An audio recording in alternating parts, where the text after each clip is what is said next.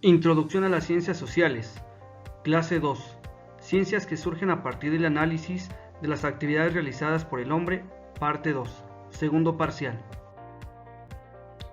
Ciencias políticas. Los problemas sociales relativos a las relaciones del poder que se establecen entre los hombres han sido objeto de preocupación de los pensadores de todas las épocas, de tal manera que se encuentran referenciadas a problemas políticos en obras como La República y las Leyes, del filósofo griego Platón, 428 al 348 a.C., en La Política, de Aristóteles, 384 al 322 a.C., y ya en la Edad Media, San Agustín, del 354-430 después de Cristo, escribe su obra La Ciudad de Dios. Es importante aclarar que las obras en mención se caracterizan por tratar los problemas políticos de manera especulativa, relacionándolos siempre con cuestiones religiosas o morales. El objeto de estudio. Se atribuye a Nicolás Maquiavelo, 1469-1527, ser el iniciador de la política como ciencia, fenómeno del poder, de las consideraciones morales y religiosas, que en los pensadores de la antigüedad y la Edad Media son aspectos básicos en la explicación del hecho político. En su obra El Príncipe Maquiavelo se refiere a los principios o reglas que todo gobernante debe tener en cuenta para adquirir y conservar el poder, y señala los errores que el gobernante debe desterrar en su ejercicio del poder. La ciencia política, al igual que las otras ciencias sociales, adquiere su rango científico a partir del siglo XIX, y en los años 40 del presente siglo se orienta hacia el estudio de los hechos concretos, tratando de describirlos. Durante esta época surgen abundantes estudios acerca de las fuerzas políticas, los partidos políticos, los grupos de presión y estudios sobre actitudes grupales y opinión pública. Al finalizar la Segunda Guerra Mundial, la ciencia política, sin descuidar sus investigaciones concretas, trata de lograr un mayor y más sólido desarrollo teórico. Ciencia política es la ciencia que estudia las relaciones del poder, relaciones de la autoridad y mando, que se establecen en grandes o pequeñas agrupaciones sociales, abarcando desde el Estado, la Iglesia, la familia, la empresa, la escuela y otras instituciones. En todas estas se dan actos de poder. El campo de estudio de la ciencia política está constituido por las relaciones de poder que se dan en el interior de todo grupo social, como una serie de interrogaciones entre las que mandan y los que obedecen. El fenómeno de mando político nos remite al concepto de autoridad. La autoridad es un fenómeno exclusivo del Homo sapiens y se entiende como una relación entre lo que se manda y lo que se debe obedecer, entre lo que gobierna y lo que es gobernado, donde lo inferior se subordina a lo superior. El ser humano tiene necesidad de tener nexos de colaboración y de organización de sus semejantes para poder sobrevivir y lograr una armonía de convivencia. Esta colaboración y armonía en la vida social solo se logra mediante el principio de autoridad que rige la vida política.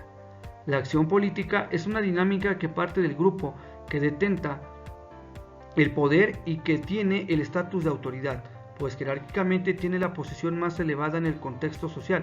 Si el principio de autoridad es aceptado y existe consenso sobre las normas que rigen el grupo social, la acción política no encontrará obstáculos en su desarrollo. Si por el contrario existe resistencia al obedecer por parte de la sociedad, el grupo en el poder podrá utilizar la fuerza o coacción y se reconocerá esto como una crisis política. El Estado consta de tres elementos que son la población, el territorio y el gobierno. Economía. La población está formada por un grupo humano que tiene su asiento permanente en un territorio y no solo anterior al Estado, sino la causa misma de su constitución.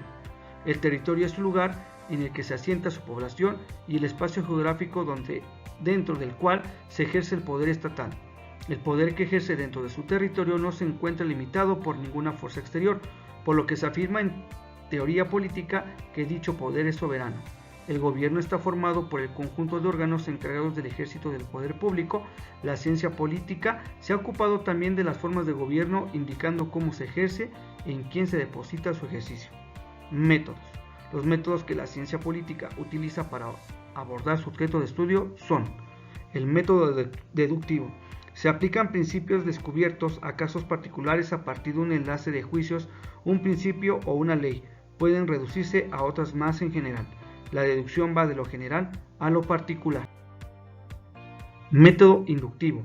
Razonamiento que parte de casos particulares a casos generales. Método lógico de comparativo se basa en el establecimiento de inferencias a partir de semejanzas de las características de los datos o los objetos de estudio y va de lo particular a lo particular. Método histórico. Utilizado generalmente por las ciencias sociales, vincula el conocimiento de las etapas cronológicas de los objetos, estableciendo su formación, evolución y desarrollo. Método sintético. Mediante este método se relacionan hechos que en apariencia parecen aislados y se establece un principio o una teoría que los unifica. Método analítico. Divide y separa los elementos de un fenómeno para proceder a revisar ordenadamente cada uno de ellos. Campo de estudio. A la ciencia política le interesa quién tiene el poder en una institución, cómo le fue otorgado, cómo le ejerce o usa, y cómo se distribuye o no en beneficio o perjuicio de sus integrantes. También diseña o propone mecanismos jurídicos, sociales y políticos para aumentar o limitar el poder de un representante o para concentrarlo o distribuirlo entre todos los integrantes de una agrupación. Geografía humana.